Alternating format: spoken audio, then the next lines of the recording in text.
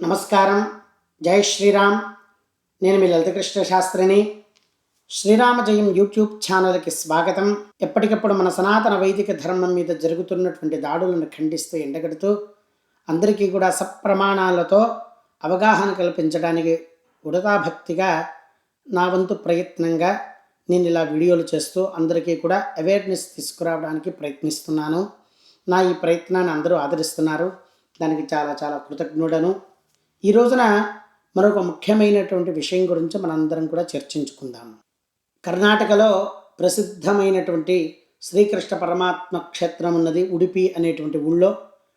ఆ శ్రీకృష్ణ పరమాత్మ ఉన్నటువంటి ఆ క్షేత్రంలో దేవాలయంలో ద్వైత సంప్రదాయానుసారంగా స్వామివారికి పూజలు చేస్తూ ఉంటారు.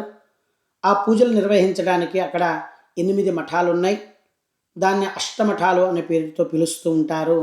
ఆ అష్టమఠాలలో ఉన్నటువంటి ఆ ఆచార్యులు వారు 2 సంవత్సరాలకు ఒకసారి పర్యాయము అనేటువంటి పేరుతో కృష్ణ పరమాత్మకి ద్వైత సంప్రదాయంలో పూజలు నిర్వహిస్తూ ఉంటారు. ద్వైతము అంటే ఇక్కడ తెలుసుకోవలసింది జీవాత్మ పరమాత్మ, జీవుడు వేరు పరమాత్మ వేరు. శంకరాచార్య స్వామి వారు ప్రతిపాదించినటువంటి అద్వైతము అని అంటారు. అంటే పరమాత్మ ఎక్కడో లేడు, నీలోనే ఉన్నాడు అని అహం బ్రహ్మాస్మి, ప్రజ్ఞానం బ్రహ్మ, అయమాత్మ, తత్వమసి ఇలాంటి మహావాక్యాలు ఉపనిషత్ వాక్యాలతో వారు చక్కగా ఆ పరమాత్మను చేరుకునేటువంటి మార్గాన్ని మనకి కళ్ళకు కట్టినట్టుగా చూపించారు. తర్వాత విశిష్టాద్వైతము అంటే రామానుజస్వామి వారు ప్రతిపాదించినటువంటి సంప్రదాయం.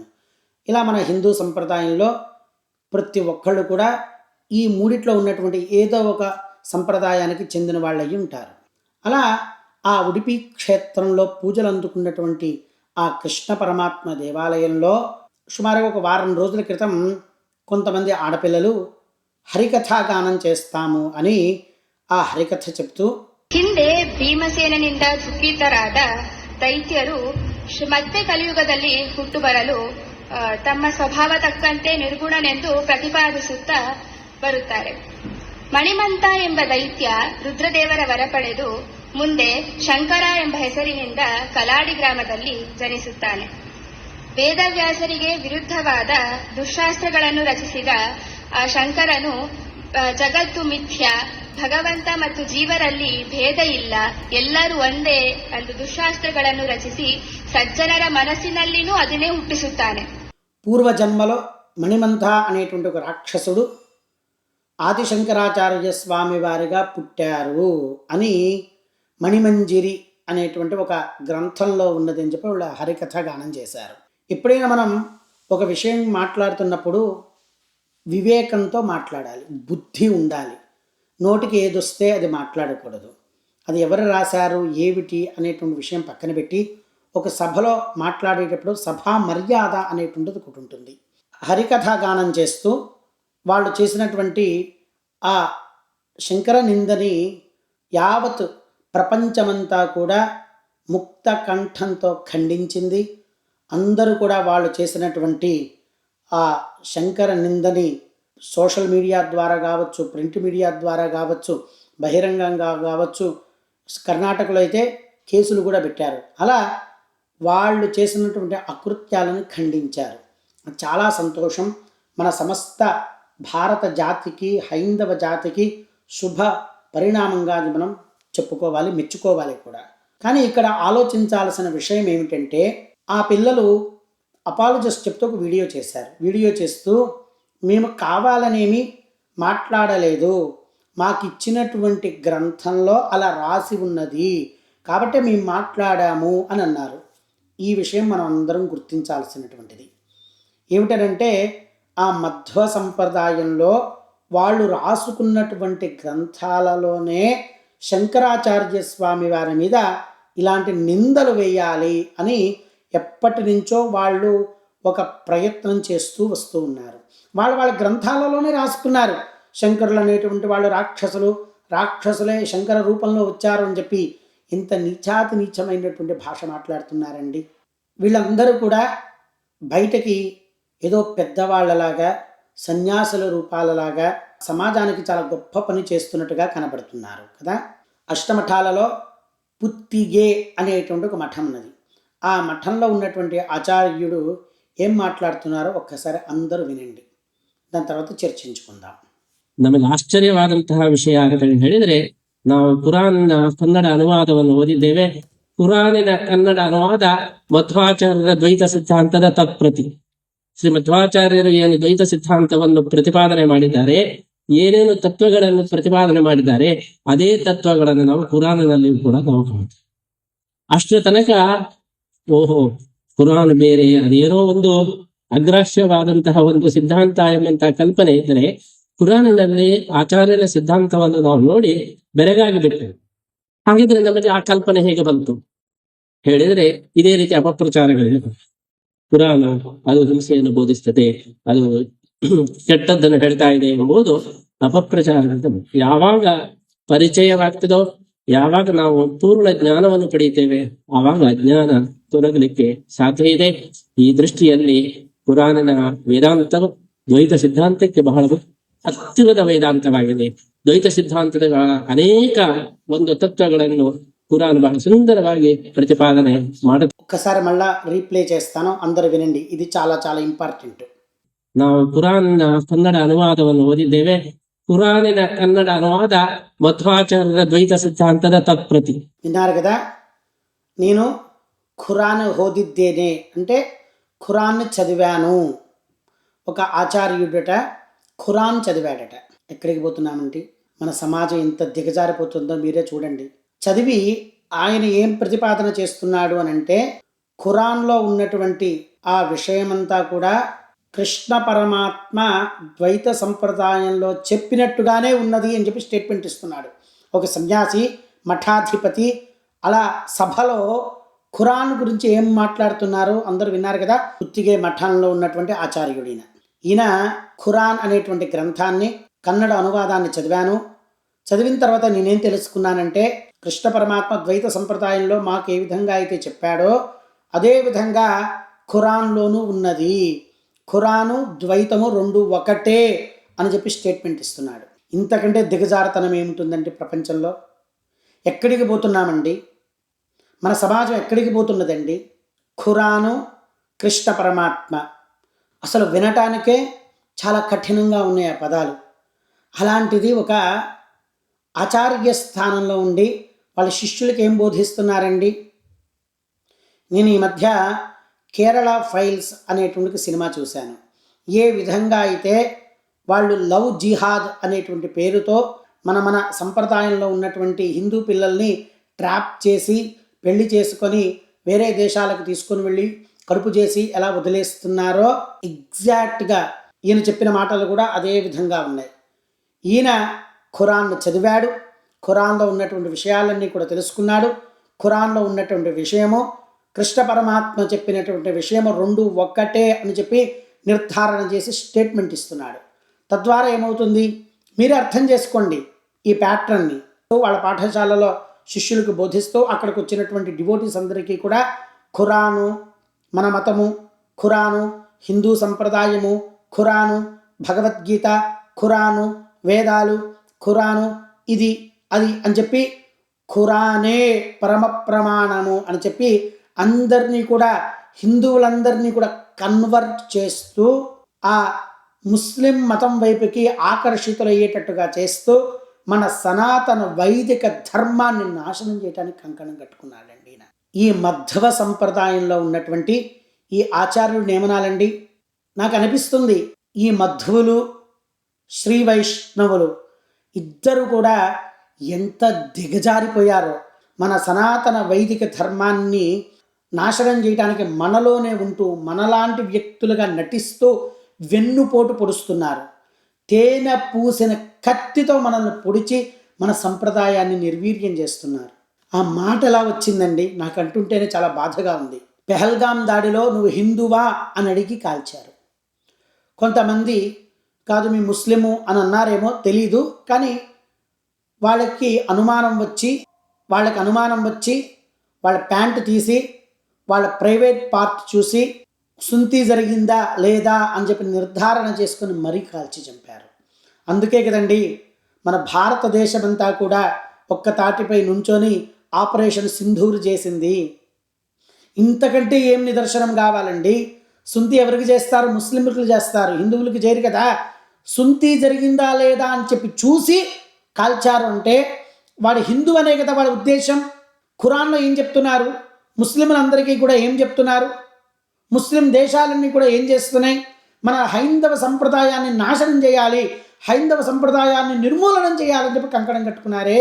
అట్లాంటి వాళ్ళ కాళ్ళు నాకుతున్నారు కదండి మీరు మధ్వ సంప్రదాయంలో ఉంటూ. అసలు మధ్వులని చెప్పుకోవడానికి సిగ్గుందా మీకు? శ్రీ వైష్ణవులు ఇంతే అని చెప్పి అష్టాక్షరి జయం నిరూపణ చేశాడు. మసీదుకి వెళ్ళి 500 సంవత్సరాల క్రితం మహమ్మద్ ప్రవక్త అనేటువంటి వచ్చాడు. ఆయన మహానుభావుడు, తపో సంపన్నుడు, ఆయన విగ్రహారాధన నిషిద్ధం అని చెప్పాడు.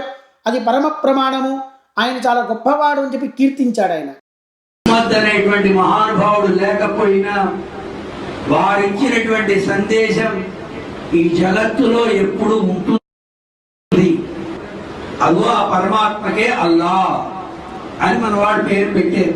చిన్నజీయర్ స్వామి వారు తన మిత్రుడైనటువంటి రహీం ఇంటికి వాళ్ళ పిల్లల పెళ్లికి వెళ్ళి వాళ్ళ పిల్లల్ని ఆశీర్వదించి వాళ్ళిద్దరు చేసుకున్నటువంటి పెళ్లి భారతదేశం యొక్క సమగ్రతను కాపాడే విధంగా ఉంటుందని చెప్పి పొగిడాడు. హైదరాబాద్ లో కాంగ్రెస్ నేత రహీం కూతురు వివాహానికి చిన్నజీయ స్వామి హాజరయ్యారు. ఈ సందర్భంగా నూతన వధూవరులను స్వామీజీ ఆశీస్సులు తీసుకున్నారు. వధూవరులు తన మిత్రుడి రహీం పిలుపు మేరకు వివాహ కార్యక్రమానికి హాజరైనట్లు స్వామీజీ తెలిపారు. ఆయన కూతురు వివాహానికి రావడం చాలా ఆనందంగా ఉందన్నారు. వాళ్ళు మ్యారేజ్ చేసుకోబోతుండే పిల్లవాడు ఉన్నాడు కదా, అతనికి ఇచ్చేటంటే మా రహీం అని మా మిత్రుడు ఒక ఆయన, వారి అమ్మాయిని జురాని వారి అమ్మాయి, she also is a doctor. So వారికి వివాహం జరుగుతుంది, చిన్న కార్యక్రమం ఉంది, దానికి ఒకసారి మీరు కూడా వస్తే బాగుంటుంది అని అడిగారు ఆయన. చాలా మంచి కార్యక్రమం. ఒక వివాహ కార్యక్రమానికి ఇరువురిని చేర్చడం అనేటటువంటిది చాలా పవిత్రమైనటువంటి కార్యక్రమం. అది దేశ రక్షణకి, ధర్మ రక్షణకి ఉపయోగపడేటటువంటి మంచి జనరేషన్ ఇవ్వడానికి పనికొచ్చేటువంటి ఒక మంచి కార్యక్రమం. ఇతర మతాలు వేసేటువంటి కుక్క బిస్కెట్లు లాగా వాళ్ళు వేసేటువంటి డబ్బులు కకృతిపడి మన హైందవ సంప్రదాయాన్ని తీసుకుని వెళ్ళి వాళ్ళ కాళ్ళ ముందు పెడుతున్నారండి.